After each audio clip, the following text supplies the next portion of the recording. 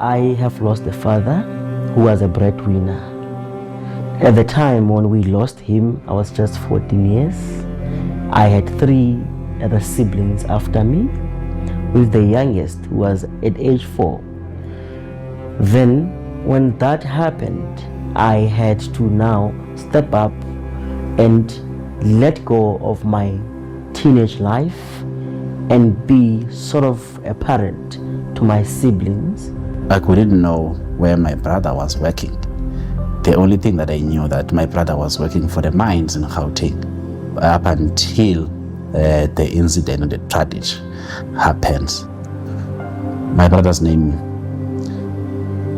was Sibanye-Stillwater. The heart-wrenching recollections of affected families 13 years after the infamous Marikana killings.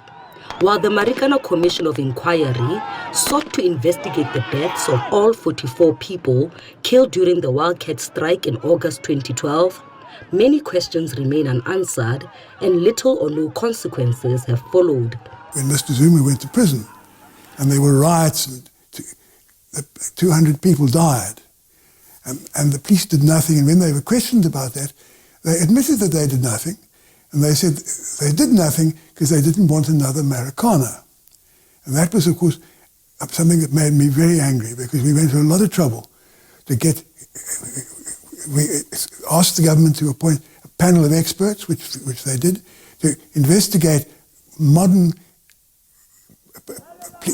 public order policing practice.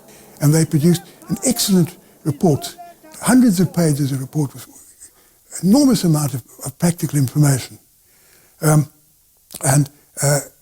but nothing was. It wasn't implemented. 13 years later, I keep asking myself, what was it about the working and living conditions of the rock drill operators that led them to believe that they were effectively at war with their employer and with the law enforcement authorities? We should have gone underground to get at least some sense of the conditions and the operations there. And we should have asked, what realistic prospects did the rock drill operators have of ever escaping from this life? And second, the need to recognize that people who occupy or use land, including communal land, have rights that are protected under the Constitution. However, some notable lessons were gained from the tragedy. Marikana was not just a moment of rupture.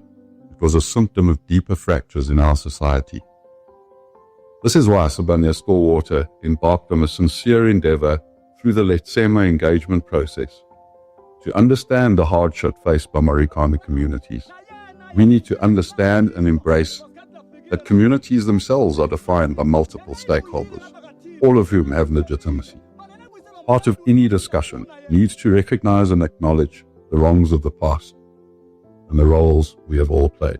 Sibanye says headway has been made in their engagements with stakeholders, including the Marikana community, unions and government, to erect a memorial at the infamous Koppie and declare Wonderkop a heritage site. Sintle Englihihi, SABC News, Marikana.